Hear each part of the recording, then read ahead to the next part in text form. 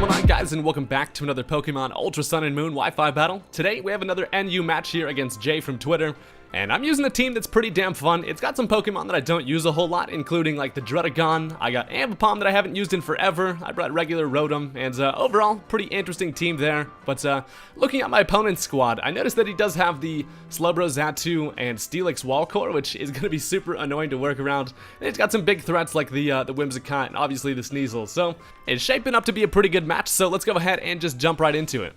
Alright, so I was expecting him to just want to lead off with the Steelix. I'm going to toss out my main man, Lego. You don't want to step on this guy. He's got that rough skin. He hurts, and that's no fun. But he actually ends up leading off with the Slowbro, and there's two things that can happen here.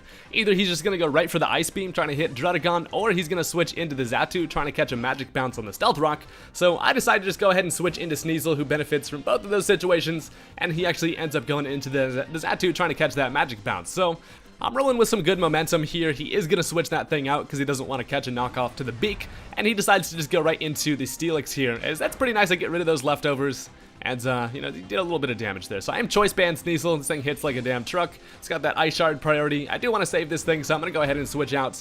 And I'll just go right back into my Druddigon as he sets up his own Stealth Rock. And at this point, I figure he's probably not going to want to switch into the Xatu. No reason to really bounce it back. So I can set up my Stealth Rock basically for free here as he ends up going into the Whimsicott, who, Druddigon's kind of allergic to both Fairy and Cotton, so don't really want anything to do with this. So I get my Stealth Rock up, which is nice. And I am going to have to switch out here. So I'm expecting the Moonblast, and I'm just going to go right into my special defense wall, who's a great check to Whimsicott, which is my Venusaur. So the thick Toad comes out looking nice and, nice and thick there, as he actually predicts the switch and just goes for the U-turn, which is a nice play.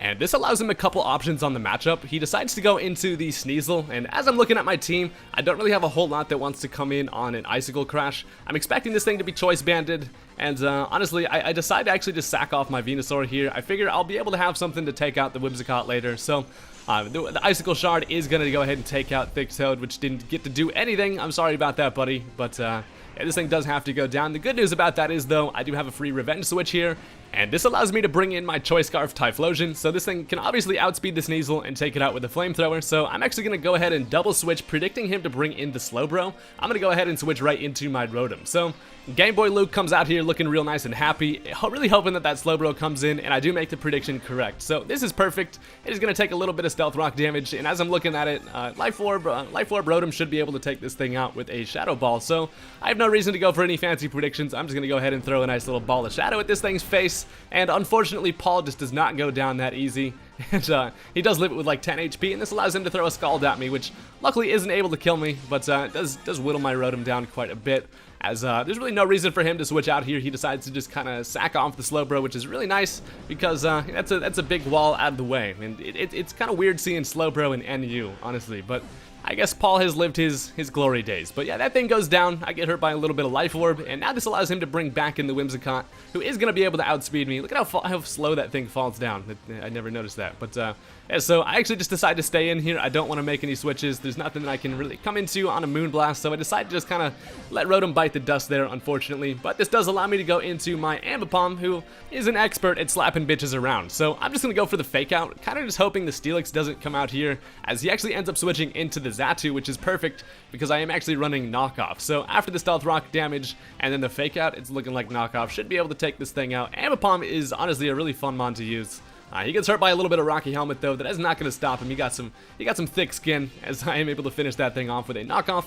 I do get a critical hit. I don't believe that mattered, but that is going to be a dead Xatu, and that's a great sight to see because those things can be pretty damn annoying. So now he's going to bring in the obvious answer to Ambipom, which is the Steel Snake, and I don't have anything to do to this guy, so I'm going to go ahead and U-turn out of here for a nice 3 damage, which is really helpful there. So I don't have a whole lot that wants to come in on an attack from Steelix other than my Druddigon, so I bring this guy in who's still sitting at full HP, and this thing is defensive as titties. He's pretty much max defense, so he goes for the Earthquake, and it's not going to do a whole lot to me, which is nice. And after seeing that damage, I was kind of expecting him to want to switch into the Whimsicott. I don't have anything that can really hurt that thing, so I'm going to stay in here, eat a little bit of leftovers, and I decide to go for the Glare. So he actually ends up staying in. I stare him down, and it's always funny paralyzing Steelix. So that is a very slow Steelix right there. So he's actually just going to stay in and go for another Earthquake. He's trying to just basically just whittle me down.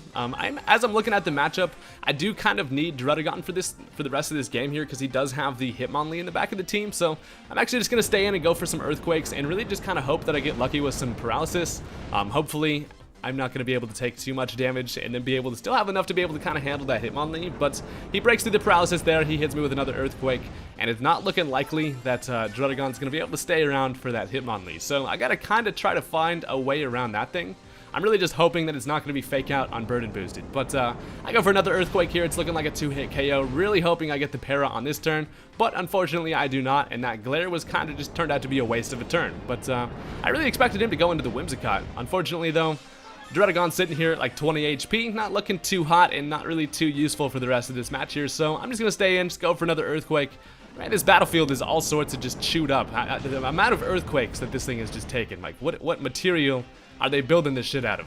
Seriously, though. But the Steelix is finally going to go down, and at this point, he has 3 Pokemon left. He has the Sneasel, the Whimsicott, and the Hitmonlee. So he's going to bring in the Sneasel here, who's looking nice and pink. Gets hurt by some Stealth Rock damage, as I don't really have any reason to switch out here. It doesn't look like Lego is going to be able to do a whole lot with 42 HP, so I decide to let this thing go down, as he's going to lock himself into Ice Shard, which doesn't really matter, but I can bring in my Typhlosion, who is Choice Scarf, and I can pretty much just finish this thing off. All he can really do is just stay in here and go for a little bit more damage with the Ice Shard, as Fireball is always gonna bring you that hangover. So the Flamethrower is gonna take care of the Sneasel, and at this point he just has the Whimsicott, who Typhlosion can handle, and then he has that there Hitmonlee. So he's gonna end up going into the Hitmonlee here, and he does show me that he actually is gonna be Fake Out with the normal gem, activating the Unburden boost. So he goes for the Fake Out. It's not gonna be enough to take me out, as that is going to double his speed, and it is going to make it faster than Choice Scarf Typhlosion. But on this next turn here, I actually end up outspeeding, and I am able to land a Flamethrower on that thing. He told me after that this thing actually ended up being Reckless and not Unburden, which is quite unfortunate. He brought the wrong Hitmonlee, and a knockoff is going to take me out as he lived that Flamethrower. But at this point, I can just bring in Ambipom and just go for a nice little Fake Out here, which is going to take that thing out. He actually told me he had Bullet Punch on this Hitmonlee, so he should have been able to actually finish off my team under some circumstances that he brought the right Hitmonlee. But that is quite unfortunate. I've been there. Bringing the wrong damn ability really comes back to bite you, so that's no fun. But his last Pokemon is going to be this Whimsicott, and Ambipom is able to go for a nice little return, which isn't going to be able to take this thing out, as he is going to fire off a nice little Moonblast, throws the freaking moon at my monkey's face, which I actually end up living with 3 HP, which is remarkable. But I go for one more return, and that is going to be a dead Whimsicott. So that's going to be the end of the game there. The outcome of it would have been much different had he brought the right Hitmonlee, but either way, I thought it was a really interesting match against a pretty skilled player. So thank you guys for watching. Go ahead and hit that like button on this video if you enjoyed, and don't forget to subscribe for more Wi-Fi battles.